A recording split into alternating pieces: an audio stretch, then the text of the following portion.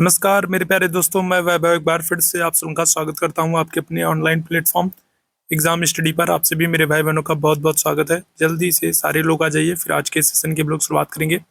और जितने भी मेरे भाई बहन जुड़ते चल रहे हैं सभी लोगों से निवेदन है कि सेशन को एक बार लाइक कर दिएगा, शेयर कर दिएगा। चैनल पर पहली बार होंगे तो सब्सक्राइब कर दिएगा, ताकि जब भी हम लोग लाइव आते हैं तो उसकी नोटिफिकेशन आपको मिल जाया करे। तो चलिए शुरू करते हैं आज की क्लास को। उम्मीद है आपने शेयर कर दिया होगा। चलिए पहले प्रश्न की बात करेंगे। बाबर ने अपने बाबरनामा में किस हिंदू राज्य का उल्लेख किया है? ठीक है, तो पहला प्रश्न आपके सामने है। बाबर की जो आत्मकथा है, तो आत्मकथा का नाम है बाबरनामा। ठीक है, अच्छा एक चीज समझिएगा, अगर आपसे पूछा जाए कि दिल्ली सल्तनत में, ठीक है, आपसे क्या पूछा जाए, अगर आपसे पूछा जाए कि दिल्ली सल्तनत में किसने अपनी आत्मकथा लिखी, दिल्ली सल्तनत में किस शासक ने, किस सुल्तान ने अपनी आत्मकथा लिखी, तो याद रखेंगे दिल्ली सल्तनत में किसने अपनी आत्मकथा लिखी है, तो आप आंसर करोगे फिरोज शाह को। ठीक है, किसको? तो फिरोज शाह तुगलक को। अगर आपसे पूछा जाए कि दिल्ली सल्तनत में किसने अपनी आत्मकथा लिखी है, तो आप आंसर करोगे फिरोज शाह तुगलक को। और इनकी आत्मकथा का नाम क्या है? तो इनकी आत्मकथा का नाम है फुतुहात ए फिरोज शाही। ठीक है, इनकी आत्मकथा का नाम क्या है? फिरोज शाह तुगलक की अगर हम लोग बात करेंगे तो इनकी आत्मकथा का नाम क्या है? तो आप आंसर करोगे फुतुहात ए फिरोज शाही। ठीक है, फुतुहात ए फिरोज शाही।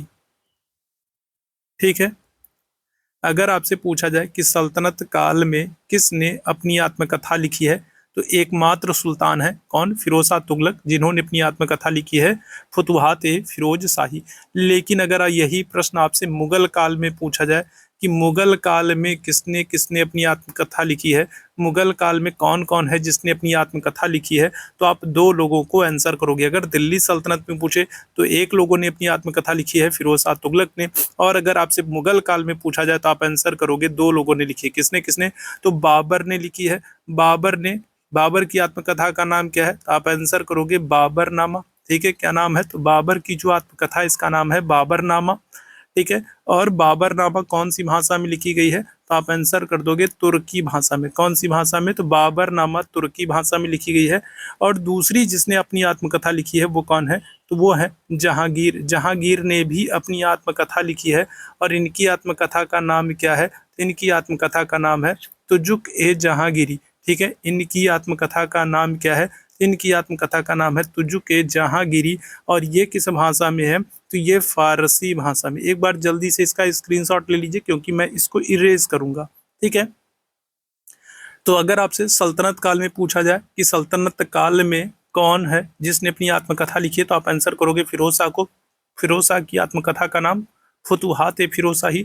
और अगर आपसे पूछा जाए मुगल काल में किसने आत्मकथा लिखी है, तो दो लोगों के नाम आप बताओगे, बाबर और जहांगीर। बाबर की आत्मकथा का नाम बाबरनामा, जो कि तुर्की भाषा में, और जहांगीर की आत्मकथा का नाम क्या है? तुजुक ए जहांगीरी, जो कि फारसी भाषा में है। ठीक है, यहाँ तक बात आप लोगों को क्लियर होगी। ठीक है, अच्छा अब यहाँ पर अगर हम लोग बात करें तो बाबर की जो आत्मकथा है, ठीक है, बाबर की जो आत्मकथा है इसका नाम क्या है? इसका नाम है बाबरनामा। ठीक है, इसी को हम लोग और क्या करते हैं, जो बाबर की आत्मकथा है इसी को हम लोग और क्या करते हैं, इसी को हम लोग तुजुक ए बाबरी के नाम से भी जानते हैं। ठीक है, क्या करते हैं, तो बाबरनामा को ही हम लोग तुजुक ए बाबरी के नाम से भी जानते हैं। ठीक है, याद रखना, तुजुक ए बाबरी के नाम से भी जानते हैं। ठीक है, बाबरनामा को। बाबरनामा में जो कि तुर्की भाषा में लिखी गई, इसमें बाबर ने 7 राज्यों का उल्लेख किया था। भारत में 7 राज्यों का उल्लेख किया था। और इन 7 राज्यों में क्या होगा, इन 7 राज्यों में 2 हिंदू राज्य थे। ठीक है, कितने? तो 2 हिंदू राज्य थे और 5 मुस्लिम राज्य थे। बाबरनामा में बाबर ने 7 भारतीय राज्यों का उल्लेख किया है, जिसमें 2 हिंदू राज्य हैं और 5 मुस्लिम राज्य हैं। अगर 2 हिंदू राज्यों की बात करें कि 2 हिंदू राज्य कौन कौन से थे, तो एक था मेवाड़। ठीक है, मेवाड़ जिसके राजा थे राणा सांगा, और दूसरा था विजयनगर जिसके राजा थे कृष्ण देव राय। याद रखेंगे। ठीक है, तो 2 हिंदू राज्य थे, बाकी 5 मुस्लिम राज्य थे। तो आपसे पूछा जा रहा है किस हिंदू राज्य का उल्लेख है, तो आप आंसर क्या करोगे, मेवाड़ करोगे। मेवाड़ के राजा कौन थे, तो मेवाड़ के राजा थे राणा सांगा। कौन थे, मेवाड़ के राजा थे राणा सांगा। और इन्हीं के साथ 1527 में बाबर क्या कर रहा है, तो खानवा का युद्ध कर रहा है। ठीक है, क्या कर रहा है, 1527 में बाबर मेवाड़ के राजा राणा सांगा के साथ खानवा का युद्ध कर रहा है। और इसी इसी युद्ध में अगर हम लोग बात करेंगे तो बाबर ने क्या किया है, तो इसी युद्ध में अगर हम लोग बात करेंगे तो बाबर ने शराब की जो बोतलें हैं उनको तोड़वा दिया था कि शराब नहीं पीऊंगा। दूसरी चीज उसने क्या किया था, उसने तमगा तमगा नामक जो व्यापारिक कर था, जो परिवहन कर था, तमगा कर था, तो तमगा कर को क्या कर दिया, समाप्त करने की घोषणा की। अपने सैनिकों को प्रोत्साहित करने के लिए तमगा कर को समाप्त करने की बात की है। ठीक है, याद रखेंगे। और क्या किया है, और अगर हम लोग बात करेंगे तो इस युद्ध के बाद बाबर ने क्या किया था, बाबर ने गाजी की उपाधि भी धारण की थी। ठीक है, क्या किया था, तो गाजी की उपाधि भी धारण की थी। बाबर ने गाजी की उपाधि भी धारण की थी। और इसी खानवा के युद्ध में बाबर ने क्या किया था, तो जिहाद की घोषणा भी की थी। तो ये सारे बहुत ही महत्वपूर्ण प्रश्न है, याद रखिएगा। खानवा का युद्ध मेवाड़ के राजा राणा सांगा के साथ 1527 में हो रहा है। इसी युद्ध में बाबर जिहाद की घोषणा कर रहा है, तमगा नामक कर को समाप्त कर रहा है, गाजी की उपाधि धारण कर रहा है और शराब की बोतलों को भी तोड़वा रहा है अपने सैनिकों को प्रोत्साहित करने के लिए। ठीक है, ऑप्शन संख्या क्या हो जाएगा, सी बिल्कुल करेक्ट हो जाएगा। क्या हो जाएगा, सी बिल्कुल करेक्ट हो जाएगा। अच्छा, अब एक प्रश्न जरा आप लोग मुझे कमेंट करके जल्दी से बताओ कि बाबर नामा का फारसी अनुवाद किसने किया, तो बाबर नामा का, ठीक है, बाबर नामा का फारसी अनुवाद, बाबर ने तो इसे तुर्की भाषा में लिखा था, तो इसका फारसी अनुवाद किसने किया, जल्दी से बताओ, बाबर नामा का फारसी अनुवाद किसने लिखा है, इस प्रश्न का आंसर करिएगा। ठीक है, अगले प्रश्न की तरफ चलते हैं।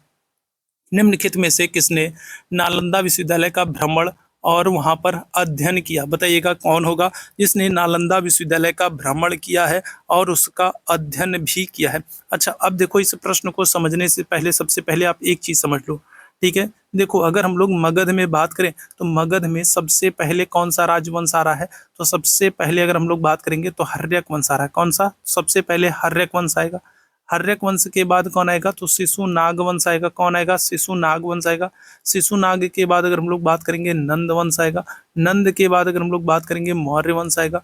मौर्यों के बाद शुंग आएगा। शुंग के बाद कण्व आएंगे।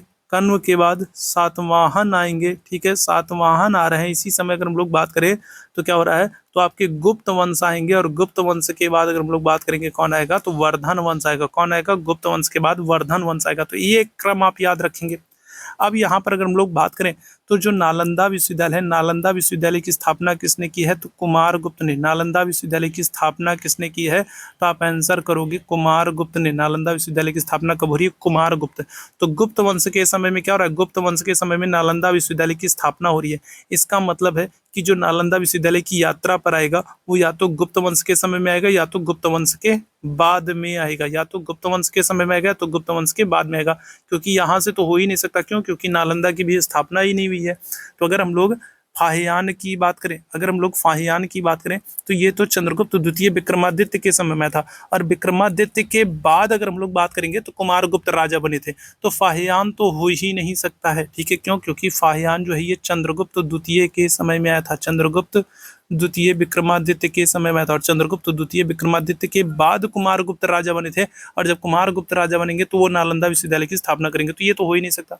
मेगास्थनीज की बात करें तो ये तो चंद्रगुप्त मौर्य के समय में है, तब तो नालंदा की स्थापना भी नहीं हुई थी। चंद्रगुप्त मौर्य के समय में आया है। ठीक है, और उस समय तो नालंदा की स्थापना भी नहीं हुई थी। क्या आंसर होगा, आप आंसर करोगे ह्वेन-सांग। ठीक है, क्या आंसर करोगे, आप आंसर कर दोगे ह्वेन-सांग को। ह्वेन-सांग किसके समय में आ रहा है, तो आप आंसर करोगे क्या, ह्वेन-सांग जो है ये आ रहा है हर्षवर्धन के समय में। किसके समय में, हर्षवर्धन के समय में। याद रखिएगा, देखो गुप्त के बाद कौन है, तो गुप्त के बाद वर्धन है। ठीक है, तो ह्वेन-सांग जो है ये हर्षवर्धन के समय में आ रहा है। और इसने नालंदा विश्वविद्यालय में क्या किया था, शिक्षा ग्रहण किया था और वहाँ अध्यापन का कार्य भी किया था। ह्वेन-सांग जो है इसे वर्तमान शाक्य मुनि भी कहा जाता है। क्या करते हैं, तो वर्तमान शाक्य मुनि, ह्वेन-सांग को वर्तमान शाक्य मुनि भी कहा जाता है। और यात्रियों का राजकुमार भी कहा जाता है, यात्रियों का राजकुमार भी कहा जाता है, ह्वेनसांग को यात्रियों का राजकुमार भी कहा जाता है। इसकी अगर पुस्तक की बात करेंगे तो इसकी पुस्तक का नाम क्या है, तो इसकी पुस्तक का नाम है सी यू की, ठीक है, क्या है, इसकी जो बुक है तो बुक का नाम क्या है, तो आप आंसर करोगे सी यू की। और इसने भारत को क्या कहा है, तो इसने भारत को यिन तू कहा है, ठीक है, ह्वेनसांग ने भारत को क्या कहा है, तो ह्वेनसांग ने भारत को यिन तू कहा है। उसकी पुस्तक का नाम सी यू की है। ह्वेनसांग को यात्रियों का राजकुमार कहा गया है, वर्तमान शाक्य मुनि कहा गया है, किसके समय में आया है, हर्षवर्धन के समय में आया है, ठीक है। और हर्षवर्धन का दूसरा नाम आपको क्या मिलता है, तो आप आंसर करोगे शिलादित्य। क्या नाम मिलता है, तो हर्षवर्धन का दूसरा नाम आपको क्या मिलता है, तो आप आंसर करोगे शिलादित्य, ठीक है, याद रखिएगा हर्षवर्धन का दूसरा नाम। हाँ, एक प्रश्न मैंने आपसे पूछा था कि बाबरनामा का फारसी अनुवाद किसने किया, बाबरनामा का फारसी अनुवाद किसने किया, तो क्या आंसर करोगे, तो याद रखना अकबर के समय में अब्दुल रहीम खान खाना ने, किसने, तो अब्दुल रहीम खान खाना ने क्या किया है, अब्दुल रहीम खान खाना ने अकबर के समय में बाबरनामा का फारसी अनुवाद किया, ठीक है, अब्दुल रहीम खान खाना ने। अगले प्रश्न की तरफ चलते हैं। सिंधु घाटी सभ्यता का कौन सा स्थान भारत में स्थित है, बताइएगा क्या होगा इस प्रश्न का आंसर, बताएंगे सभी मेरे भाई बहन। सिंधु घाटी सभ्यता का कौन सा स्थान भारत में स्थित है, हड़प्पा, मोहनजोदड़ो, लोथल, उपरोक्त में से कोई नहीं। जल्दी से बताइएगा क्या हो जाएगा इस प्रश्न का करेक्ट आंसर, क्या आंसर करेंगे आप सभी मेरे भाई बहन, चलिए जल्दी से बताइएगा। तो देखो यहाँ पर अगर हम लोग बात करेंगे किसकी, हड़प्पा की बात करेंगे, तो हड़प्पा कहाँ पर है, तो हड़प्पा जो है ये पंजाब प्रांत में है, कहाँ पर, तो पंजाब प्रांत में, पंजाब प्रांत में कहाँ पर, तो आप आंसर करोगे पाकिस्तान में, कहाँ पर, तो पंजाब प्रांत में, पाकिस्तान में। मोहनजोदड़ो की अगर हम लोग बात करेंगे तो ये सिंध प्रांत में है, ठीक है, कहाँ पर, तो सिंध प्रांत में है, और कहाँ पर, तो ये भी है पाकिस्तान में, कहाँ पर, तो सिंध प्रांत में, ये भी है पाकिस्तान में। हड़प्पा की अगर हम लोग बात करेंगे तो हड़प्पा जो है ये रावी नदी के किनारे है, कौन सी, रावी नदी के किनारे। मोहनजोदड़ो जो है ये कौन सी, तो ये सिंधु नदी के किनारे है, ठीक है। हड़प्पा की अगर हम लोग बात करें, हड़प्पा की खोज 1921 में हुई है, किसने किया है, तो दयाराम साहनी ने किया। हड़प्पा की खोज किसने की, तो 1921 में दयाराम साहनी ने की। और अगर मोहनजोदड़ो की बात करेंगे तो इसकी खोज 1922 में हुई है, किसने की है, तो आंसर करोगे आप लोग राखल दास बनर्जी ने की है, ठीक है, किसने, तो राखल दास बनर्जी ने की है, ठीक है, किसने, राखल दास बनर्जी ने की है। यहाँ पर जो सही विकल्प होगा वो क्या होगा, वो होगा लोथल, ठीक है, क्या होगा, लोथल होगा। लोथल कहाँ पर है, तो ये गुजरात में है, ठीक है, कहाँ पर, तो ये गुजरात में है। कौन सी नदी के किनारे है, तो आप आंसर करोगे भोगवा नदी के किनारे। लोथल जो है ये गुजरात में है, भोगवा नदी के किनारे है।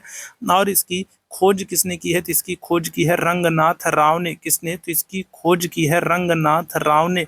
लोथल से आपको क्या हो रहा है, तो लोथल से आपको गोदीवाड़ा के साक्ष्य मिल रहे हैं। गोदीवाड़ा मतलब बंदरगाह के डॉकयार्ड के, ठीक है, लोथल से आपको गोदीवाड़ा डॉकयार्ड के साक्ष्य मिलते हैं। इसके अलावा अगर हम लोग बात करेंगे तो यहाँ से आपको फारस की मुद्रा मिलती है, क्या होगा, तो यहाँ से फारस की मुद्रा मिलेगी। इसके अलावा मनका बनाने का कारखाना, तो जो मनका बनाने का कारखाना है चावल की भूसी है, ठीक है, क्या है, तो चावल की भूसी है। इसके अलावा अगर हम लोग बात करें तो 2 युगल और 3 युगल समाधान, 2 युगल और 3 युगल समाधान, इसका मतलब क्या है कि 2 लोगों को 3 लोगों को साथ में दफनाने का साक्ष्य यहीं से मिला है। मानव के साथ बकरी को दफनाने का साक्ष्य, ठीक है, क्या होगा, तो मानव के साथ अगर हम लोग बात करेंगे तो बकरी दफनाने का जो साक्ष्य है वो भी आपको कहाँ से, वो भी आपको लोथल से मिल रहा है, ठीक है। इसके अलावा अगर हम लोग बात करें तो लोथल को लघु हड़प्पा या लघु मोहनजोदड़ो भी कहा जाता है। लोथल को लघु हड़प्पा या लघु मोहनजोदड़ो भी कहा जाता है, ठीक है, क्या करते हैं, तो लोथल को लघु हड़प्पा या लघु मोहनजोदड़ो भी कहा जाता है, ठीक है। और आपको याद रखना है कि लोथल एक ऐसा नगर है जिसमें घरों के दरवाजे क्या होते थे, जिसमें घरों के दरवाजे, लोथल एक ऐसा नगर है जहां पर घरों के दरवाजे मुख्य सड़क की तरफ खुलते थे, ठीक है, किधर, तो मुख्य सड़क की तरफ खुलते थे, ठीक है, मुख्य सड़क की तरफ खुलते थे, ठीक है, लोथल। बाकी जगहों पर अगर हम लोग बात करेंगे तो आपने पढ़ा है कि सिंधु घाटी सभ्यता में जो नगर हुआ करते थे उनके जो दरवाजे होते थे वो पीछे गलियों की तरफ खुलते थे, लेकिन लोथल एक ऐसा नगर है जहां पर घरों के दरवाजे मुख्य सड़क की तरफ खुलते थे। क्लियर है। इसके अलावा गोदीवाड़ा का साक्ष्य, बंदरगाह के साक्ष्य, फारस की मुद्रा, चावल की भूसी, 2 युगल 3 युगल समाधान, मानव के साथ बकरी को दफनाने के साक्ष्य, लघु हड़प्पा और मोहनजोदड़ो लोथल को ही कहते हैं। जरा आप लोग मुझे जल्दी से बताओ कि सिंधु घाटी सभ्यता में किस स्थल से चांदी का मुकुट मिला है? जल्दी से बताओ कहाँ से चांदी का मुकुट मिला? सिंधु घाटी सभ्यता में कहाँ से चांदी का मुकुट मिला है? जल्दी से बताओ, जल्दी से आप लोग मुझे बताओ कि सिंधु घाटी सभ्यता में कहाँ से चांदी का मुकुट मिला है? जल्दी से ये बताइएगा, ठीक है। चलिए आगे बढ़ेंगे अगले प्रश्न की तरफ। हर्ष के समय की सूचना किसकी पुस्तक से मिलती है बताइएगा? हर्ष, हर्ष का मतलब हर्षवर्धन से है, ठीक है। किससे? हर्ष का मतलब हर्षवर्धन से है। तो हर्षवर्धन के विषय में जानकारी किसकी पुस्तक से मिलेगी? तो देखो हर्षवर्धन के विषय में जानकारी किसकी पुस्तक से मिलेगी? पहले आप लोग आंसर करो, फिर मैं बताता हूँ क्या करेक्ट आंसर होगा। हरिसेन, कलहण, कालिदास, इनमें से कोई नहीं। बताइएगा हर्षवर्धन, हर्ष का मतलब हर्षवर्धन से है और हर्षवर्धन के विषय में जानकारी किसकी पुस्तक से मिलती है? क्या आंसर करेंगे सभी मेरे भाई बहन? जल्दी से बताएंगे क्या होगा? चलो जल्दी से बताओ। तो देखो हर्षवर्धन के विषय में जानकारी की बात कर रहे हैं, तो हर्षवर्धन के विषय में जानकारी जो मिलेगी वो या तो हर्षवर्धन के समय में कोई इतिहासकार हो या तो इनके बाद में जो इतिहासकार हो उसी की किताब से मिलेगी। अगर हम लोग हरिसेन की बात करेंगे तो हरिसेन तो ये तो किसके, ये गुप्त काल में, और पहले गुप्त काल था तब वर्धन काल आएगा, तो पहले के कैसे हो जाएगा?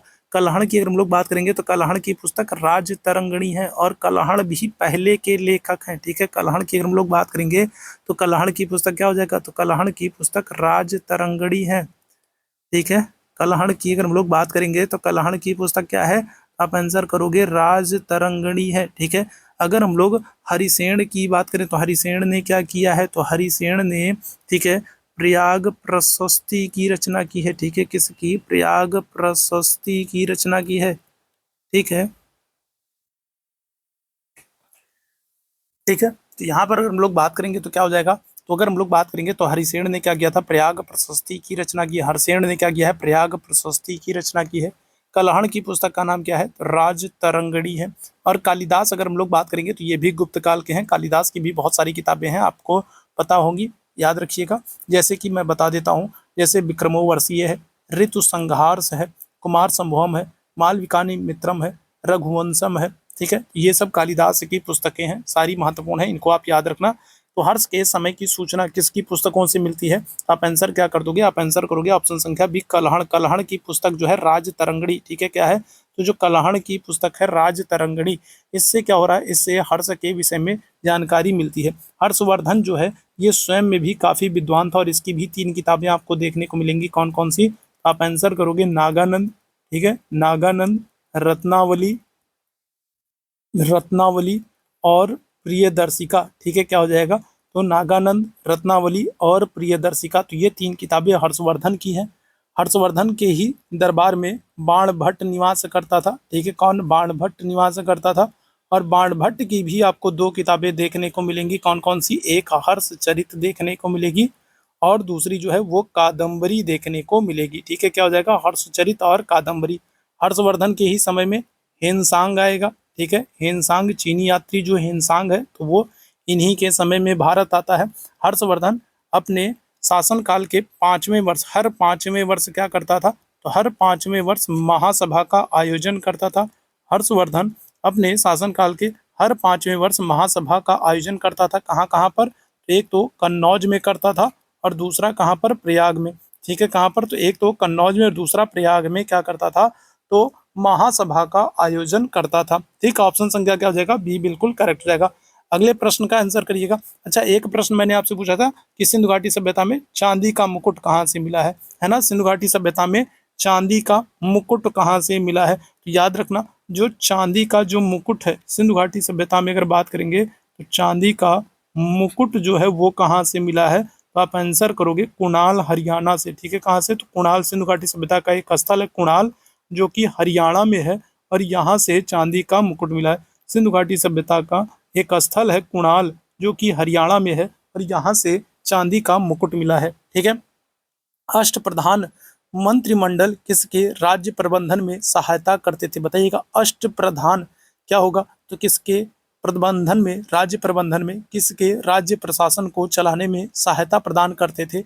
हर्षवर्धन, समुद्रगुप्त, शिवाजी या फिर यशोवर्मन? बताइएगा क्या हो जाएगा इस प्रश्न का आंसर। अष्टप्रधान मंत्रिमंडल किसके राज्य प्रबंधन में सहायता करते थे? देखो, अगर आपसे अष्ट दिग्गज पूछा जाए, ठीक है, अगर आपसे पूछा जाए कि अष्ट दिग्गज किसके दरबार में रहते थे, तो आप आंसर क्या करोगे? तो आप आंसर करोगे कृष्णदेवराय। ठीक है, किसके? तो अष्ट दिग्गज जो हैं ये कृष्णदेवराय के दरबार में रहते थे। और कृष्णदेवराय किस वंश के थे? तो आंसर क्या करोगे? तो आप आंसर करोगे, क्या करोगे? तुल्लु वंश के। ठीक है, कौन से? तो कृष्णदेवराय जो हैं ये कौन से वंश के थे? तो ये तुल्लु वंश के थे कृष्णदेवराय। इनके दरबार में अष्ट दिग्गज निवास करते थे। इनकी एक पुस्तक है जिसका नाम क्या है? जिसका नाम है अमुक्त माल्यद। इनकी एक पुस्तक है जिसका नाम क्या है? जिसका नाम है अमुक्त माल्यद। और कृष्णदेवराय का जो समय है वो तेलुगु साहित्य का स्वर्ण युग माना जाता है। ठीक है, क्या हो जाएगा? तेलुगु साहित्य का स्वर्ण युग माना जाता है। कृष्णदेवराय का जो समय है वो तेलुगु साहित्य का क्या होगा? तो स्वर्ण युग माना जाता है। कृष्णदेवराय का जो समय है वो तेलुगु साहित्य का स्वर्ण युग माना जाता है। ठीक है, इनकी पुस्तक का नाम अमुक्त माल्यद है। ठीक है, और क्या हो जाएगा? कृष्णदेवराय तुल्लु वंश के राजा थे। इनके दरबार में अष्ट दिग्गज निवास करते थे। ठीक है, यहाँ पर अष्टप्रधान की बात हो रही है। आप आंसर करोगे किसको? शिवाजी को आंसर करोगे।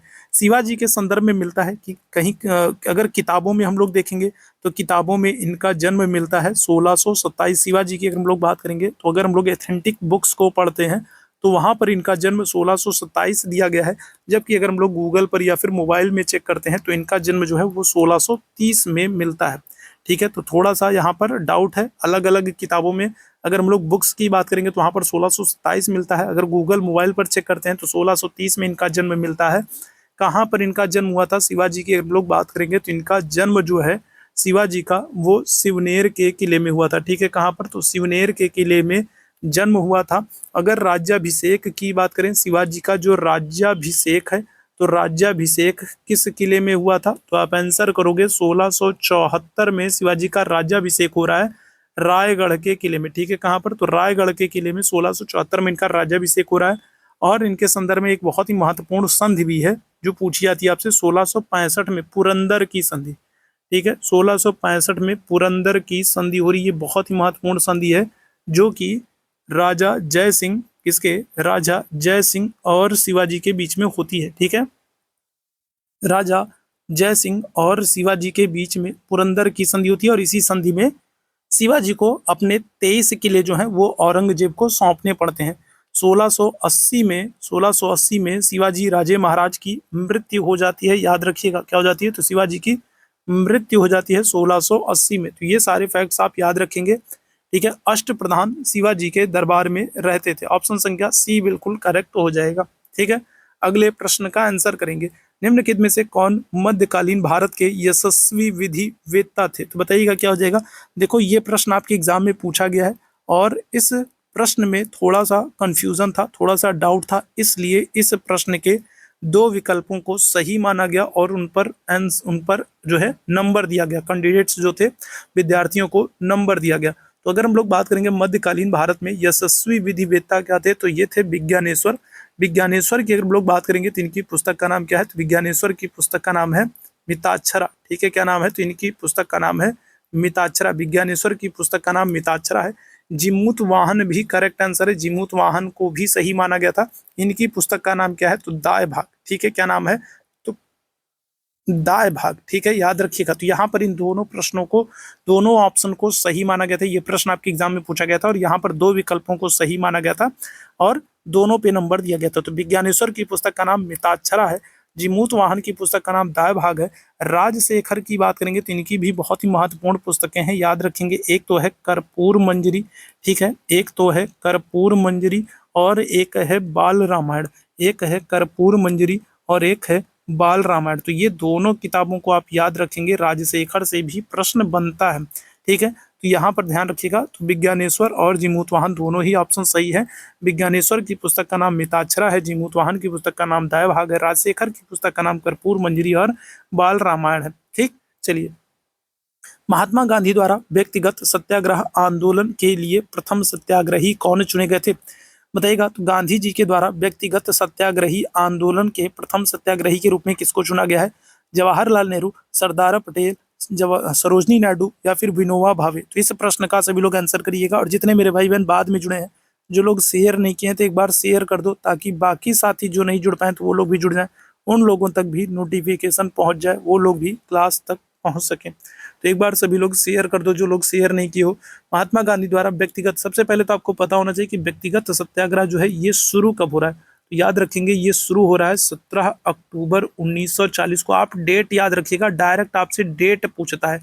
ये जो 17 अक्टूबर की डेट है ना, आपसे ये डेट पूछ लेता है कि कितने अक्टूबर को ये शुरू हुआ है। तो 17 अक्टूबर 1940 को व्यक्तिगत सत्याग्रह आंदोलन शुरू हो रहा है। कहाँ से शुरू हो रहा है? तो आप आंसर करोगे महाराष्ट्र में पवनार आश्रम से। ठीक है, कहाँ से? तो महाराष्ट्र में पवनार आश्रम है। ठीक है, महाराष्ट्र में पवनार आश्रम है।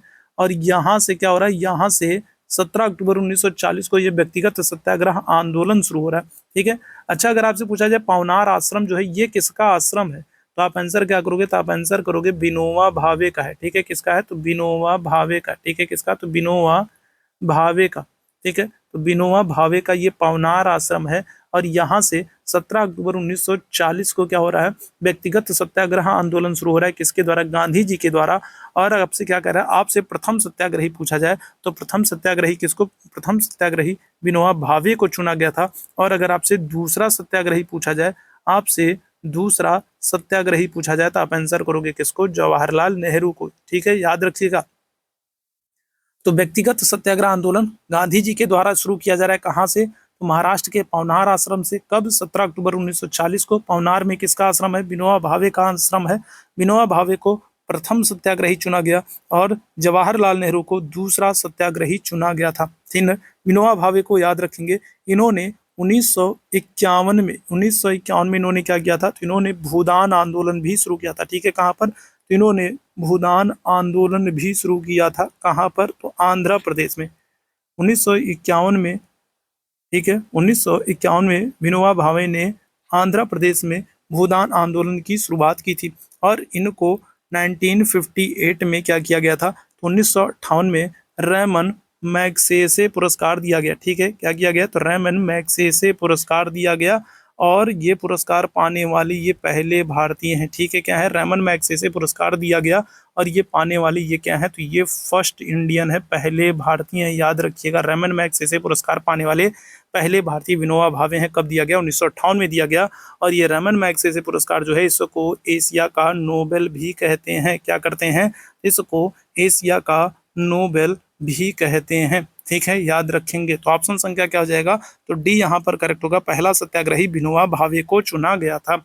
अगले प्रश्न की तरफ चलेंगे। महात्मा गांधी को राष्ट्रपिता सर्वप्रथम किसने कहा है? बताइएगा, महात्मा गांधी को राष्ट्रपिता सर्वप्रथम किसने कहा है? सरोजनी नायडू ने, सरदार पटेल ने, जवाहरलाल नेहरू ने, सुभाष चंद्र बोस ने। बताइएगा। देखो, गांधी जी, तो गांधी जी की अगर हम लोग बात करें तो गांधी जी को बापू किसने कहा? अगर आपसे पूछा जाए गांधी जी को बापू किसने कहा, तो क्या आंसर करोगे? तो आप आंसर करोगे राजकुमार शुक्ल और नेहरू जी ने, जवाहरलाल नेहरू ने। ठीक है, गांधी जी को बापू किसने कहा? तो आप आंसर करोगे राजकुमार शुक्ल और जवाहरलाल नेहरू ने गांधी जी को क्या कहा? बापू कहा। ठीक, अगर आपसे क्या कर ले, गांधी जी को पूछा जाए महात्मा किसने कहा, तो आंसर क्या करोगे? तो आप आंसर करोगे रविन्द्रनाथ टैगोर ने। कब कहा था?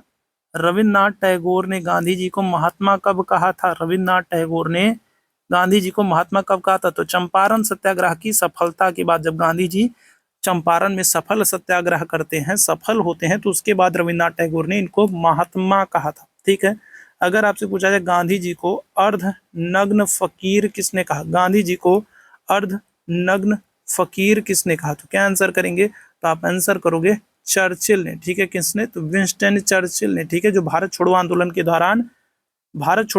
दौरान जो इंग्लैंड के प्रधानमंत्री थे, विंस्टन चर्चिल, इन्होंने क्या किया है? इन्होंने गांधी जी को अर्धनग्न फकीर कहा है। वन मैन आर्मी किसने कहा? ठीक है, गांधी जी को वन मैन आर्मी किसने कहा? वन मैन आर्मी किसने कहा? तो माउंट बेटन ने। ठीक है, याद रखेंगे किसने? तो माउंट बेटन ने। ठीक है, लॉर्ड माउंट बेटन ने गांधी जी को वन मैन आर्मी कहा था। गांधी जी की अगर हम लोग बात करेंगे तो गांधी जी को राष्ट्रपिता किसने कहा? गांधी जी को राष्ट्रपिता किसने कहा? तो क्या आंसर करोगे? तो आप आंसर करोगे, गांधी जी को राष्ट्रपिता किसने कहा? सुभाष चंद्र बोस ने कहा। ठीक है, किसने कहा? तो सुभाष चंद्र बोस ने कहा। ऑप्शन संख्या क्या हो जाएगा? डी बिल्कुल करेक्ट हो जाएगा। ठीक है, क्या हो जाएगा? ऑप्शन संख्या डी बिल्कुल करेक्ट हो जाएगा। ठीक है, अच्छा अगर आपसे पूछे कि गांधी जी ने किसको दीन बंधु कहा? ठीक है, गांधी जी ने किसको दीन बंधु कहा था? बताइएगा, गांधी जी ने किसको दीन बंधु कहा? तो आप आंसर करोगे किसको? सी एफ एंड्रूज को। ठीक है, किसको? तो आप आंसर करोगे सी एफ एंड्रूज को। गांधी जी ने क्या किया था? तो गांधी जी ने दीन बंधु कहा था। सी एफ एंड्रूज को गांधी जी ने क्या किया था? दीन बंधु कहा था। और जो रविन्द्रनाथ टैगोर हैं, ठीक है, जो रविंद्रनाथ टैगोर हैं, याद रखना, जो रविन्द्रनाथ टैगोर हैं, तो इनको गांधी जी ने क्या किया था? इनको गांधी जी ने गुरुदेव कहा था। ठीक है, क्या कहा था? रविन्द्रनाथ टैगोर जो हैं, इनको गांधी जी ने गुरुदेव कहा था। तो ये सब चीजें आप याद रखिएगा, आपके एग्जाम में पूछी आती है। यहाँ पर करेक्ट आंसर क्या हो जाएगा? गांधी जी को राष्ट्रपिता, ठीक है, किसने? सुभाष चंद्र बोस ने। ठीक है, अच्छा एक प्रश्न का जरा आंसर करो, जितने मेरे भाई बहन जुड़े हो जरा जल्दी से मुझे बताओ, सुभाष चंद्र बोस को देश नायक किसने कहा? जल्दी से बताओ, सुभाष चंद्र बोस को देश नायक किसने कहा? सुभाष चंद्र बोस को देश नायक किसने कहा? ये जल्दी से बताओ मुझे। ठीक है, चलिए इस प्रश्न की तरफ चलते हैं। एक वर्ष में कम से कम कितनी बार संसद की बैठक होना आवश्यक है? बताएंगे सभी मेरे भाई बहन। तो एक वर्ष के अंदर अगर हम लोग बात करेंगे तो संसद की कितनी बैठकों का होना अनिवार्य है? संसद का उल्लेख कहाँ पर है? तो अनुच्छेद 79 में, आर्टिकल 79 में संसद के बारे में बताया गया है कि राष्ट्रपति क्या होगा? तो राष्ट्रपति और लोकसभा और राज्यसभा को मिलाकर क्या होता है? संसद का गठन होता है। आर्टिकल 79 में बताया गया है कि राष्ट्रपति, लोकसभा और राज्यसभा को मिलाकर संसद का गठन होता है। संसद के कितने अंग होते हैं? तो संसद के 3 अंग होते हैं। कौन कौन होते हैं? राष्ट्रपति, लोकसभा, राज्यसभा। किस अनुच्छेद में? आर्टिकल 79 में बताया गया। संसद की अगर हम लोग बात कर लें, अगर आपसे पूछा जाए संसद के सदन कितने होते हैं, तो सदन क्या कहोगे? तो सदन होते हैं 2। कितने? लोकसभा और राज्यसभा। अगर आपसे पूछा जाए संसद के अंग कितने होते हैं, तो आप आंसर करोगे 3, राष्ट्रपति, लोकसभा, राज्यसभा। लेकिन अगर आपसे ये पूछा जाए कि संसद के सदन कितने होते हैं, तो आप आंसर करोगे 2, लोकसभा, राज्यसभा। लोकसभा जो होता है ये क्या होता है? लोकसभा की अगर हम लोग बात करेंगे तो लोकसभा प्रथम सदन होता है। ठीक है, निम्न सदन होता है, और क्या होता है? लोकप्रिय सदन होता है। संसद का क्या होता है? लोकप्रिय सदन होता है। और क्या होता है? और अस्थायी सदन होता है। ठीक है, लोकसभा की अगर हम लोग बात करेंगे तो लोकसभा संसद का प्रथम सदन होता है, निम्न सदन होता है, लोकप्रिय सदन होता है, अस्थायी सदन होता है। लोकसभा में मैक्सिमम मेंबर कितने हो सकते हैं? अगर आपसे पूछा जाए मैक्सिमम मेंबर कितने हो सकते हैं, तो आप आंसर करोगे 550 हो सकते हैं। वर्तमान सदस्य संख्या कितनी है? तो आंसर करोगे 543। मैक्सिमम मेंबर कितने हो सकते हैं? तो 550 हो सकते हैं। वर्तमान सदस्य संख्या कितनी है? 543 है। 543 में अगर आपसे एससी कैटेगरी के लिए बात करें कितनी सीटें हैं, तो आप कहोगे 84 हैं। एसटी कैटेगरी के लिए आपसे पूछा जाए कितनी सीटें हैं, तो 47 सीटें हैं। ठीक है, लोकसभा में अधिकतम सदस्य संख्या कितनी हो सकती है? 550 हो सकती है। वर्तमान सदस्य संख्या कितनी है? 543 है, जिसमें एससी अनुसूचित जाति के लिए कितनी सीटें? 84 सीटें हैं। एसटी कैटेगरी के लिए बात करेंगे कितनी सीटें? तो 47 सीटें हैं। सबसे ज्यादा सदस्य कहाँ से आते हैं? तो सबसे ज्यादा सदस्य यहाँ पर 80 सदस्य आते हैं। कहाँ से? तो यूपी से आते हैं। कितने? 80 सदस्य जो हैं वो यूपी से आते हैं। जरा बिहार वाले बताओ, बिहार से कितने सदस्य लोकसभा में जाते हैं? जल्दी से बताओ। बिहार से, उत्तर प्रदेश से तो 80 सदस्य लोकसभा में जाते हैं, बिहार से लोकसभा में कितने सदस्य जाते हैं? जल्दी से बताओ। तो क्या हो जाएगा यहाँ पर इस प्रश्न का आंसर? तो एक वर्ष में कम से कम संसद की कितनी बैठक? तो कम से कम 2 बैठक होना अनिवार्य है। और दोनों बैठकों के बीच में क्या हो? तो दोनों बैठकों के बीच में 6 माह से अधिक का अंतराल ना हो। ठीक है, क्या हो? तो 6 माह से अधिक का अंतर ना हो। 6 माह से अधिक का क्या हो? अधिक का अंतराल ना हो। तो 1 साल में 2 बैठकें होनी चाहिए और दोनों की बैठकों के बीच में 6 माह से अधिक का अंतराल ना हो, नहीं होना चाहिए, याद रखिएगा। ठीक है, तो यहाँ पर इतनी बात क्लियर है, तो ऑप्शन संख्या बी बिल्कुल करेक्ट हो जाएगा। अगले प्रश्न की तरफ चलते हैं। भारतीय संविधान में अवशिष्ट शक्तियों को, अवशिष्ट अधिकारों को किसको सौंपा गया बताइएगा? अवशिष्ट शक्तियां क्या हो जाएगा? तो संघीय सरकार को, राज्य सरकार को, संघीय तथा राज्य सरकार दोनों को, या फिर ना तो संघ को ना तो राज्य सरकार को। अवशिष्ट का मतलब क्या होता है? अवशिष्ट का मतलब होता है बची खुची शक्तियां। ठीक है, तो देखो संघ सूची जो होती है, तो संघ सूची किसको? तो संघ सूची तो संघ को दी गई। ठीक, दूसरी कौन सी होती है? राज्य सूची। राज्य सूची किसको दी गई? राज्य सूची राज्य को दी गई। तीसरी कौन सी होती है? तीसरी होती है समवर्ती सूची। ठीक है, समवर्ती सूची किसको दी गई? समवर्ती सूची केंद्र और राज्य दोनों को दी गई, संघ और राज्य दोनों को दी गई। ठीक, अब इसके बाद आती है कौन? अवशिष्ट शक्तियां। अवशिष्ट का मतलब होता है बची खुची। बची खुची मतलब जिनका उल्लेख ना संघ में है, ना राज्य में, ना समवर्ती में, कहीं नहीं, जो बच गई है। तो ऐसी शक्तियों को किसको सौंपा गया है? तो केंद्र सरकार को सौंपा गया, संघीय सरकार को सौंपा गया। ऑप्शन संख्या क्या हो जाएगा? ए बिल्कुल करेक्ट हो जाएगा। ठीक, चलिए अगले प्रश्न की तरफ चलते हैं। भारत में वह मंत्री जो संसद के दोनों में से किसी सदन का सदस्य नहीं है तो उसे मंत्री के पद से मुक्त हो जाना पड़ता है। मान लो क्या होगा, जैसे आपको क्या करना हो, जैसे आपको संघीय मंत्री बनना हो। ठीक है, ध्यान से समझिएगा, आपको संघीय मंत्री बनना हो तो संघीय मंत्री बनने के लिए क्या हो आवश्यक है? आवश्यक है कि आप या तो लोकसभा के सदस्य हो, या तो क्या हो, या तो राज्यसभा के सदस्य हो। ठीक है, क्या हो? अगर आपको कैबिनेट मंत्री बनना है, संघीय मंत्री बनना है, तो आपके लिए आवश्यक है कि या तो लोकसभा के सदस्य हो या तो राज्यसभा के सदस्य हो। लेकिन अगर आप सदस्य नहीं है, मान लीजिए आप लोकसभा के सदस्य नहीं है, आप राज्यसभा के सदस्य नहीं है, तब भी आपको क्या हो सकता है? तब भी आपको मंत्री बनाया जा सकता है, तब भी मंत्री बन सकते हैं, लेकिन एक कंडीशन है। तब भी मंत्री बन सकते हैं लेकिन एक कंडीशन है, और वो कंडीशन क्या है कि आपको इतने दिनों के भीतर आपको क्या करना होगा? किसी भी सदन की सदस्यता ग्रहण करनी पड़ेगी। तो कितना समय होगा वही आपसे पूछ रहा है, क्या आंसर करोगे? तो 6 माह। अगर आप किसी भी सदन के सदस्य नहीं हैं तो भी आपको मंत्री बनाया जा सकता है। आप लोकसभा राज्यसभा किसी के सदस्य नहीं है तो भी आपको मंत्री बनाया जा सकता है, लेकिन शर्त एक है कि आपको आने वाले 6 माह के भीतर क्या करना होगा? किसी भी सदन की सदस्यता ग्रहण करनी पड़ेगी। अगर 6 माह के भीतर आपने सदस्यता ग्रहण नहीं की तो आपको क्या कर दिया जाएगा? आपके मंत्री पद से क्या कर दिया जाएगा? हटा दिया जाएगा। याद रखेंगे, ऑप्शन संख्या क्या हो जाएगा? ए बिल्कुल करेक्ट हो जाएगा। लोकसभा का अगर सदस्य बनना है तो कितनी आयु सीमा होनी चाहिए? 25 वर्ष की आयु होनी चाहिए। कितनी? 25 वर्ष की आयु होनी चाहिए। राज्यसभा का अगर सदस्य बनना है तो कितनी आयु होनी चाहिए? तो राज्यसभा का सदस्य बनना है तो 30 वर्ष आयु होनी चाहिए। ठीक है, याद रखिएगा। ठीक, चलिए आगे बढ़ेंगे अगले प्रश्न की तरफ।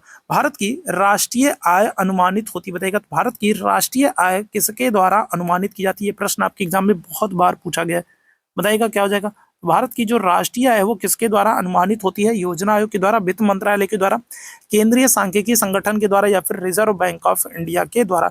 देखो योजना आयोग की अगर हम लोग बात करें तो योजना आयोग की स्थापना कब हो रही है? तो आप आंसर करोगे 15 मार्च 1950 को। ठीक है, कब? तो 15 मार्च 1950 को योजना आयोग की स्थापना हो रही है। एक सांख्यिकी संगठन की बात करेंगे तो इनकी स्थापना कब हो रही है? तो 1951 में हो रही है।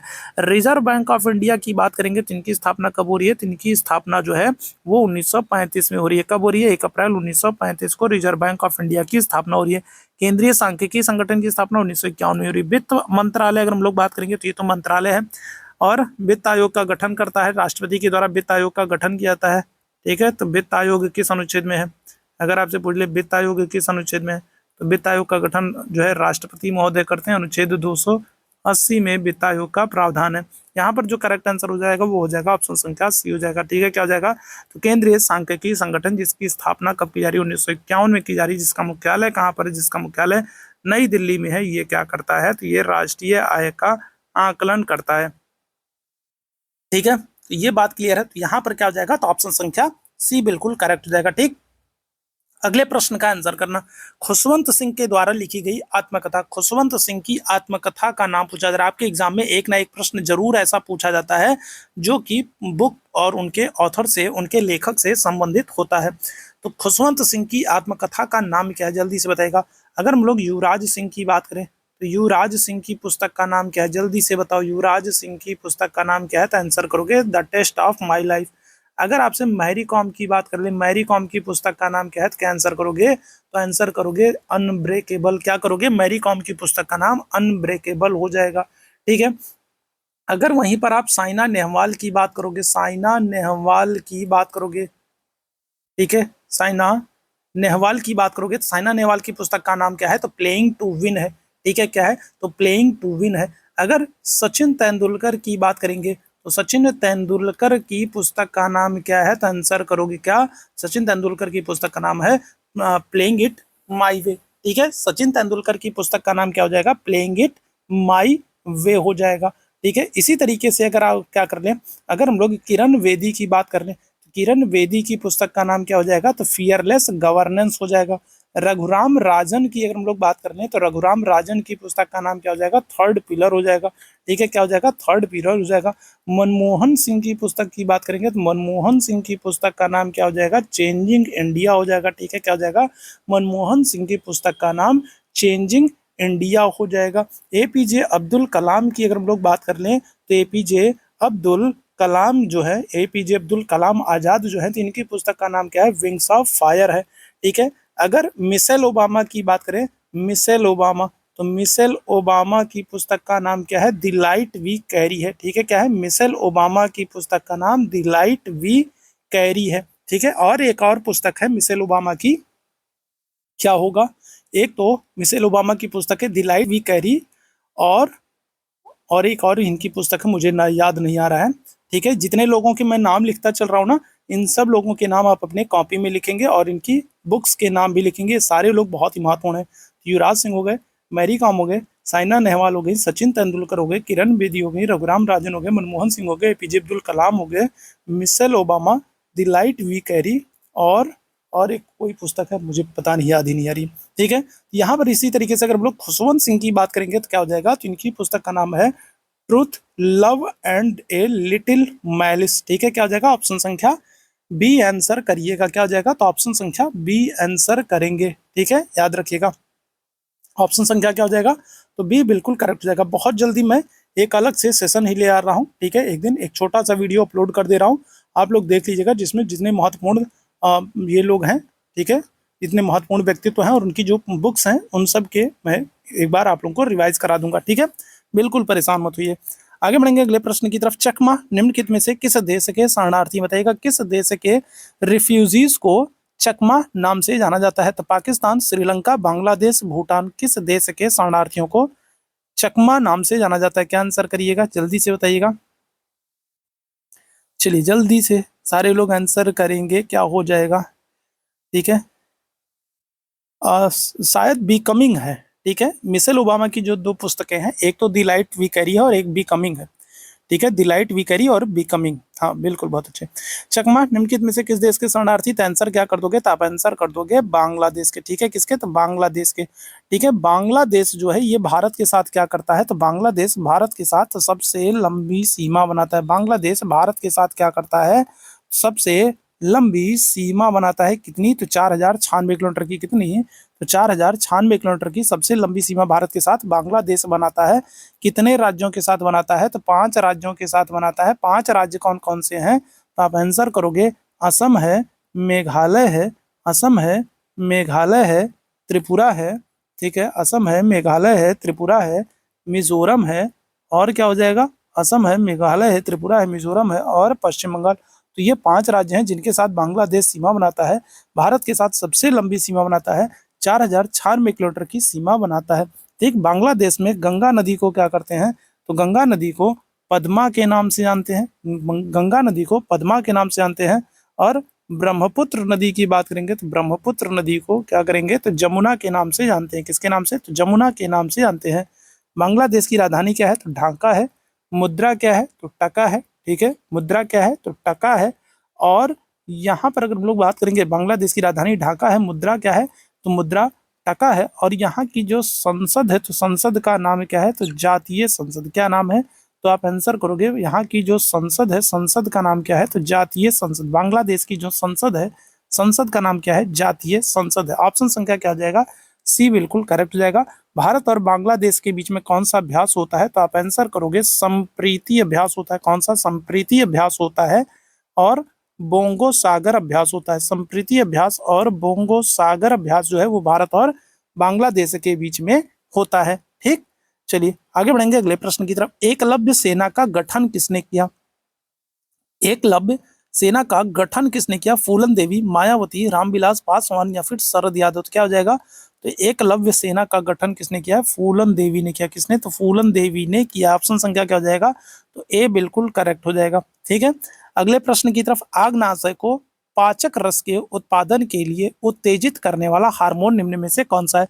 Renin, trypsin, secretin, pepsin. क्या हो जाएगा बताइएगा? आग्नाशय।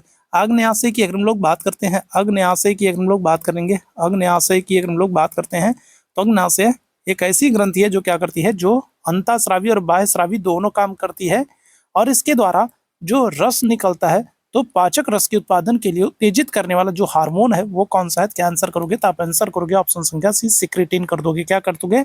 ऑप्शन संख्या सी आंसर कर दोगे, सिक्रेटिन कर दोगे। ठीक है, आग्नेयाशय एक ऐसा, अगर हम लोग बात करेंगे तो एक ऐसा अंग है जो क्या करता है? जो अंतःस्रावी और बाह्यस्रावी दोनों ग्रंथियों के रूप में काम करता है। ठीक है, अंतःस्रावी और बाह्यस्रावी दोनों का काम करता है कौन? आग्नेयाशय करता है। ठीक, ऑप्शन संख्या क्या हो जाएगा? सी बिल्कुल करेक्ट हो जाएगा। अगले प्रश्न का आंसर कीजिएगा, निम्न में से सबसे कठोरतम धातु कौन सी है? तो देखो क्या होगा? सोना, लोहा, प्लेटिनम, टंगस्टन। जल्दी से बताइएगा क्या हो जाएगा इस प्रश्न का आंसर? निम्नलिखित में से कौन सबसे कठोरतम धातु है? सोना, लोहा, प्लेटिनम, टंगस्टन। देखो अगर ऑप्शन में क्या होता, अगर ऑप्शन में हीरा होता तो हम लोग क्या करते? ऑप्शन हीरा आंसर करते। अगर ऑप्शन में हीरा दिया होता तो हम आंसर किसको करते? हीरे को आंसर करते। हीरा हमारा करेक्ट आंसर होता है, लेकिन क्योंकि हीरा ऑप्शन में नहीं है तो हम आंसर क्या करेंगे? प्लेटिनम करेंगे। ठीक है, क्या हो जाएगा? तो प्लेटिनम जो है सबसे कठोरतम धातु हो जाएगी। ठीक है, क्या हो जाएगा?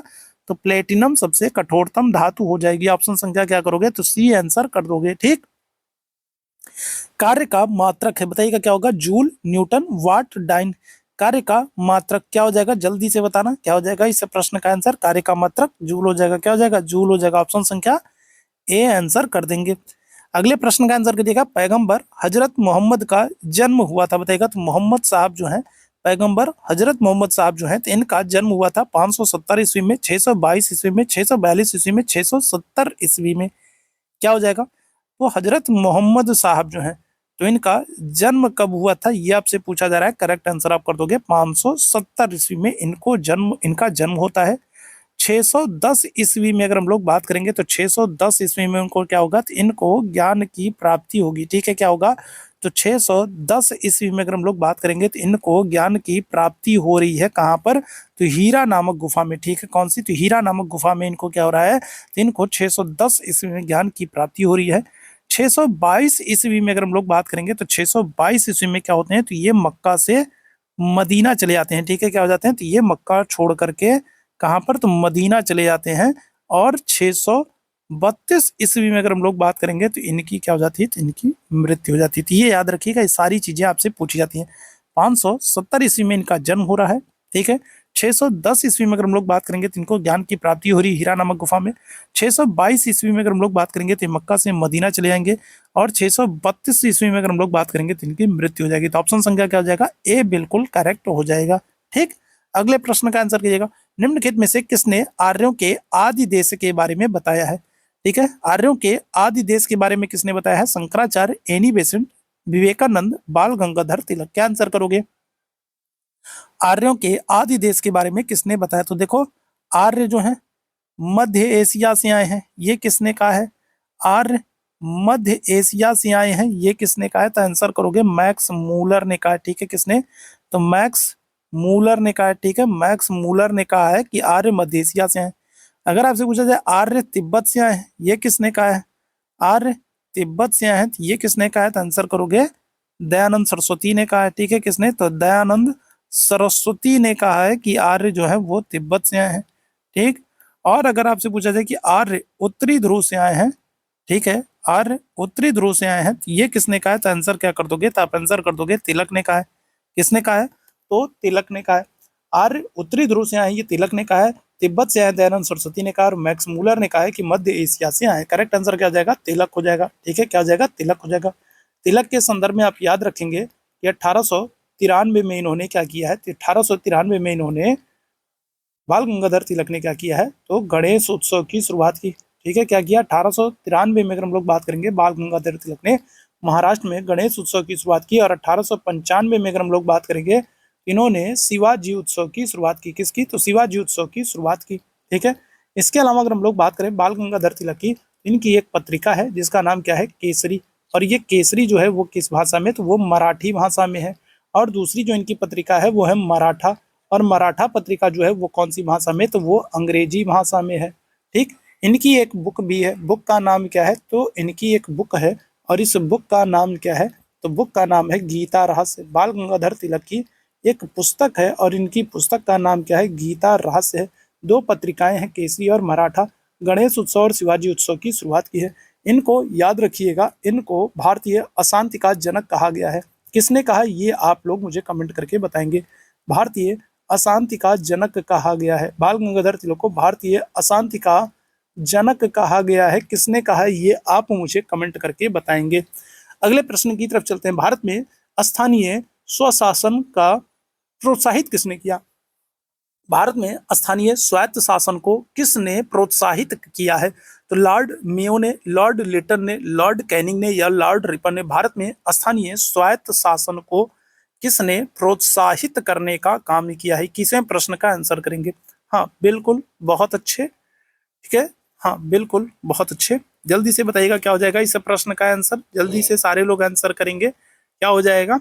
तो अगर आपसे पूछा जाए भारतीय शांति का जनक किसने कहा है तो क्या आंसर करोगे? तो आप आंसर करोगे वेलेंटाइन सिरोल ने। ठीक है, किसने? तो वेलेंटाइन सिरोल, या फिर कहीं कहीं आपको चिरोल भी मिलता है। तो वेलेंटाइन सिरोल या चिरोल ने जो है बाल गंगाधर तिलक को भारतीय शांति का जनक कहा था। वेलेंटाइन सिरोल जो या चिरोल जो है, इन्होंने भारतीय शांति का जनक कहा था।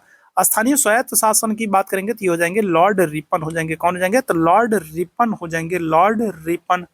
रिपन का जो समय है वो है 1880 से लेकर के क्या हो जाएगा? 1884 का समय हो जाएगा। रिपन के समय में ही हम लोग बात करें तो क्या हो रहा है? तो इल्बर्ट बिल विवाद हो रहा है। ठीक है, क्या हो रहा है? इल्बर्ट बिल विवाद जो है वो इन्हीं के समय में हो रहा है। डायरेक्ट आपसे पूछ देता है कि इल्बर्ट बिल विवाद किसके समय में हुआ था। ठीक है, इनके समय में पहली नियमित जनगणना होगी। इनके समय में क्या होगा? पहली नियमित जनगणना होगी। इन्हीं के समय में पहला क्या होगा? तो पहला कारखाना अधिनियम आएगा। रिपन के समय में ही क्या हो रहा है? पहला कारखाना अधिनियम आएगा। ठीक है, इन्हीं के समय में अगर हम लोग बात करेंगे तो हंटर आयोग आएगा जो कि शिक्षा से संबंधित है। रिपन के समय में ही हंटर आयोग आएगा जो कि शिक्षा से संबंधित है। और भारत में स्थानीय स्वशासन का जनक इन्हीं को माना जाता है। स्थानीय स्वशासन का जनक किसको मानते हैं? तो रिपन को मानते हैं। स्थानीय स्वशासन का जनक किसको मानते हैं? तो रिपन को ही मानते हैं, याद रखेंगे। ठीक, ऑप्शन संख्या डी करेक्ट होगा। अगले प्रश्न का आंसर करिएगा। कौन भारत में सहकारी कृषि का समर्थक नहीं था? भारत में सहकारी कृषि के विचार का समर्थक नहीं था। बताइएगा निम्न में से कौन भारत में सहकारी कृषि के विचार का समर्थक नहीं था? जवाहरलाल नेहरू, लाल बहादुर शास्त्री, चरण सिंह चौधरी, चरण सिंह या फिर अबुल कलाम आजाद। क्या आंसर करिएगा? तो कौन नहीं था, क्या आंसर करेंगे? करेक्ट आंसर कर देंगे ऑप्शन संख्या सी, चौधरी चरण सिंह। ठीक है, कौन है? तो चौधरी चरण सिंह। अगर हम लोग बात करेंगे तो चौधरी चरण सिंह। ठीक है, जो चौधरी चरण सिंह है इनका जन्म दिवस कब है? तो इनका जन्म दिवस 23 दिसंबर को है। ठीक है, कब है? तो 23 दिसंबर को इनका जन्म दिवस है। और इनके जन्म दिवस को राष्ट्रीय किसान दिवस के रूप में मनाते हैं। ठीक है, क्या करते हैं? तो चौधरी चरण सिंह के जन्म दिवस को क्या करते हैं? तो 23 दिसंबर को किसान दिवस के रूप में मनाते हैं। अगर आपसे चौधरी चरण सिंह एयरपोर्ट पूछ ले कहाँ पर है, अगर आपसे पूछ ले चौधरी चरण सिंह एयरपोर्ट कहाँ पर है, तो आप आंसर करोगे लखनऊ में है। ठीक है, चौधरी चरण सिंह एक ऐसे प्रधानमंत्री हैं जो क्या होगा? जो कभी संसद नहीं गए। ठीक है, क्या हुए? जो कभी संसद नहीं गए। जो कभी संसद नहीं गए, याद रखिएगा क्या होता है? जो कभी संसद नहीं गए। ठीक, ठीक है, तो चौधरी चरण सिंह एक ऐसे प्रधानमंत्री है जो क्या होगा? जो कभी संसद का सामना नहीं किए। चौधरी चरण सिंह के जन्म दिवस को 23 दिसंबर को किसान दिवस के रूप में मनाते हैं। चौधरी चरण सिंह एयरपोर्ट अगर आपसे पूछा जाए तो लखनऊ में आंसर कर दोगे। और अभी आपको याद होना चाहिए कि 5 लोगों को क्या किया गया? 5 लोगों को भारत रत्न दिया गया। 5 लोगों को भारत रत्न दिया गया था, तो उसमें चौधरी चरण सिंह भी थे। ठीक है, चौधरी चरण सिंह भी थे। जरा मुझे फटाफट कमेंट करके आप उन 5 लोगों के नाम लिख दीजिए जिनको भारत रत्न दिया गया। फटाफट उन 5 लोगों के नाम लिख दो जिनको भारत रत्न दिया गया, जल्दी से। ठीक है, अगले प्रश्न की तरफ चलते हैं। भारत और पाकिस्तान के बीच में सीमा निर्धारित होती है? तो बताइएगा भारत और पाकिस्तान के बीच में सीमा कौन सी रेखा निर्धारित करती है? डूरंड रेखा, मैकमोहन रेखा, मैगीनॉट रेखा या फिर रेडक्लिफ रेखा? क्या हो जाएगा जल्दी से बताना। तो डूरंड रेखा देखो क्या होता है, तो डूरंड रेखा अगर हम लोग बात करेंगे तो ये भारत और अफगानिस्तान के बीच में, ठीक है, किसके, तो भारत और अफगानिस्तान के बीच में, भारत और अफगानिस्तान के बीच में क्या हो रहा है, डूरंड रेखा, ठीक है। मैकमोहन रेखा अगर हम लोग बात करेंगे ये क्या हो जाएगा, तो ये भारत और चीन के बीच में, ठीक है, किसके, तो भारत और चीन के बीच में। मैगीनॉट रेखा अगर हम लोग बात करेंगे तो ये फ्रांस और जर्मनी के बीच में, ठीक है, किसके, तो फ्रांस और जर्मनी के बीच में क्या हो रही है, मैगीनॉट रेखा हो जा रही है, ठीक है। यहाँ पर क्या हो जाएगा, रेडक्लिफ रेखा, ठीक है, रेडक्लिफ रेखा और एलओसी, ठीक है, एलओसी, रेडक्लिफ और एलओसी ये दोनों किसके, तो भारत और पाकिस्तान के बीच में। ऑप्शन संख्या क्या हो जाएगा, डी बिल्कुल करेक्ट हो जाएगा, ठीक है, क्या हो जाएगा, तो डी बिल्कुल करेक्ट आंसर हो जाएगा, ठीक। विश्व व्यापार संगठन की स्थापना कभी, बताओ, डब्ल्यूटीओ, वर्ल्ड ट्रेड ऑर्गेनाइजेशन की स्थापना कभी, डब्ल्यूटीओ की स्थापना कभी, जल्दी से बताओ क्या होगा। तो डब्ल्यूटीओ की अगर हम लोग बात करेंगे, विश्व व्यापार संगठन की बात करेंगे, तो इसकी स्थापना कब हो रही है, तो 1995 में हो रही है। इसका हेडक्वार्टर आपको कहाँ पर देखने को मिलेगा, तो इसका हेडक्वार्टर जेनेवा में देखने को मिलेगा। भारत इसका सदस्य कब बना, तो भारत इसका सदस्य 1995 में, 1995 में ही भारत क्या हो गया है, तो सदस्य बन गया है डब्ल्यूटीओ का, विश्व व्यापार संगठन का। इसका हेडक्वार्टर कहाँ पर है, जिनेवा में है डब्ल्यूटीओ, ठीक है, याद रखिएगा। अच्छा एक बात और ध्यान रखना, अगर आपसे पूछा जाए डब्ल्यूटीओ की वर्तमान में प्रमुख कौन है, तो क्या आंसर करोगे, तो आप आंसर करोगे नोगोजी ओंकोजी इवेला, ठीक है, क्या कर दोगे, तो नोगोजी ओंकोजी इवेला जो है, तो ये डब्ल्यूटीओ की, विश्व व्यापार संगठन की प्रमुख है। आपको बताना है किस देश की हैं, बताइएगा, तो किस देश की हैं, जल्दी से बताओ किस देश की है डब्ल्यूटीओ की जो प्रमुख है, नोगोजी ओंकोजी इवेला, ठीक है, कौन है, तो नोगोजी ओंकोजी इवेला, ठीक है, ओंकोजी इवेला, ठीक है, तो ये विश्व व्यापार संगठन की डब्ल्यूटीओ की प्रमुख है। और ये किस देश की हैं, तो क्या आंसर करोगे, नाइजीरिया की हैं। चलो बता ही देता हूँ किसकी हैं, तो नाइजीरिया की हैं। कहाँ की हैं, तो नाइजीरिया की हैं नोगोजी ओंकोजी इवेला, और ये डब्ल्यूटीओ की प्रमुख है।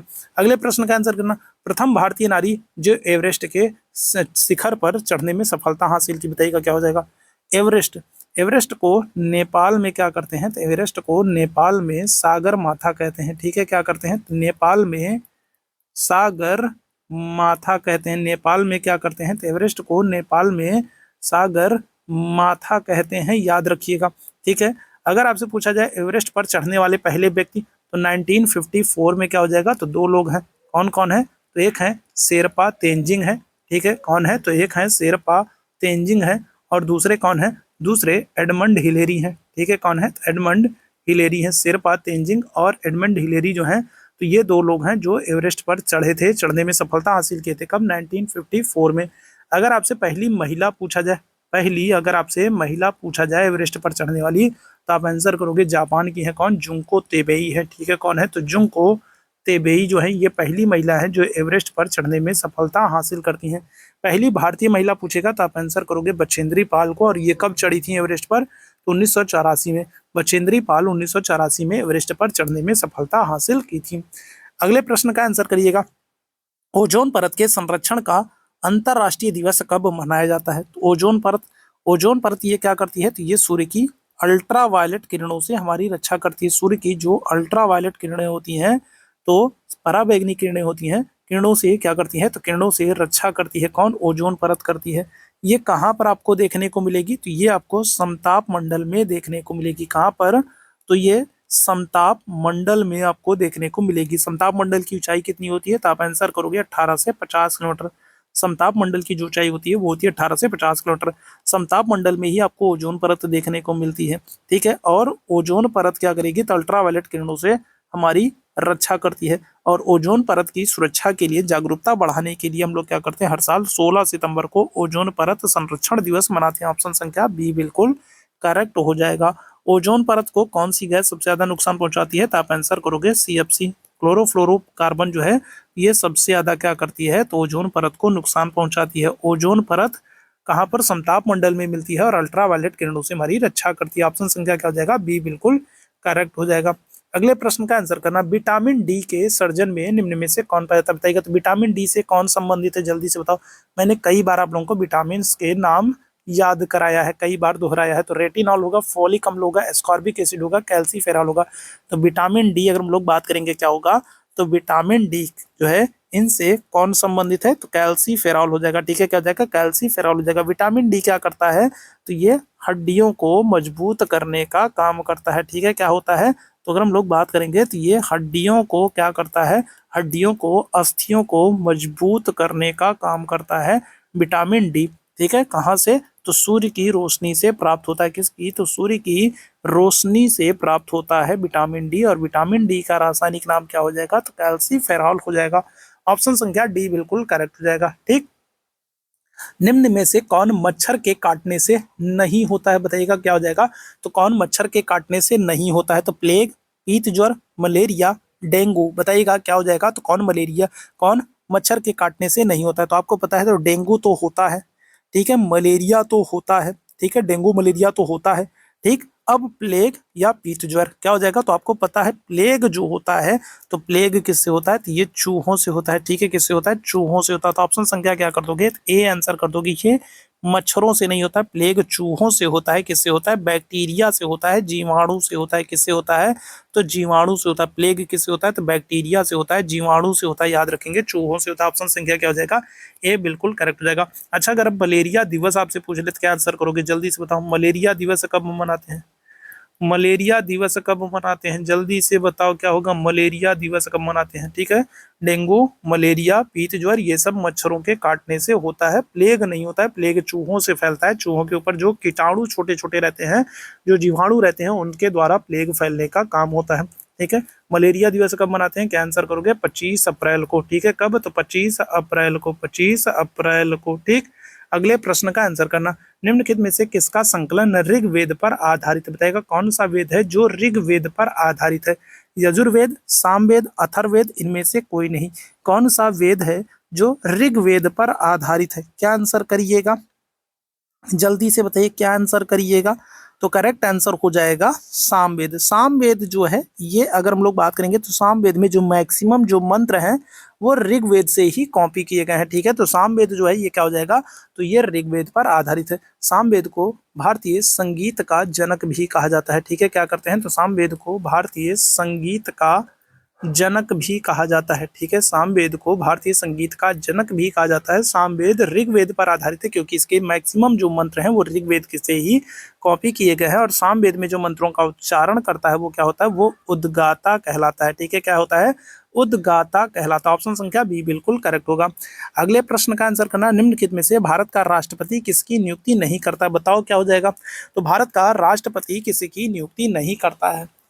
उपराष्ट्रपति, प्रधानमंत्री, राज्यपाल, मुख्य निर्वाचन आयुक्त, तो भारत का राष्ट्रपति किसकी नियुक्ति नहीं करता है, क्या आंसर करोगे, तो देखो जो भारत का राष्ट्रपति है वो प्रधानमंत्री की भी नियुक्ति करता है, राज्यपाल की भी नियुक्ति करता है और मुख्य निर्वाचन आयुक्त की भी करता है। उपराष्ट्रपति की तो नियुक्ति ही नहीं होती है, उपराष्ट्रपति की नियुक्ति ही नहीं होती। उपराष्ट्रपति का तो क्या होता है, उपराष्ट्रपति का तो सिर्फ क्या होता है, शपथ होता है, त्यागपत्र होता है। उपराष्ट्रपति का क्या होता है, उपराष्ट्रपति की नियुक्ति नहीं होती मेरे भाई। उपराष्ट्रपति का क्या होता है, शपथ होता है और त्यागपत्र होता है। और शपथ और त्यागपत्र दोनों काम कौन करता है, तो राष्ट्रपति करता है। कौन करता है, तो उपराष्ट्रपति को शपथ भी राष्ट्रपति दिलाएगा, उपराष्ट्रपति का त्यागपत्र भी राष्ट्रपति लेगा। उपराष्ट्रपति की आयु सीमा अगर आपसे पूछे, आयु अगर आपसे पूछे तो क्या आंसर करोगे, तो 35। और उपराष्ट्रपति की आयु सीमा क्या होगी, उपराष्ट्रपति बनना है तो 35 वर्ष आयु। और अगर आपसे कार्यकाल पूछ ले तो क्या आंसर करोगे, तो उपराष्ट्रपति का जो कार्यकाल होता है वो 5 वर्ष का होता है। उपराष्ट्रपति का पद किस अनुच्छेद में है, तो क्या आंसर करोगे, तो अनुच्छेद 63 में। किस अनुच्छेद में, अनुच्छेद 63 में उपराष्ट्रपति का पद है।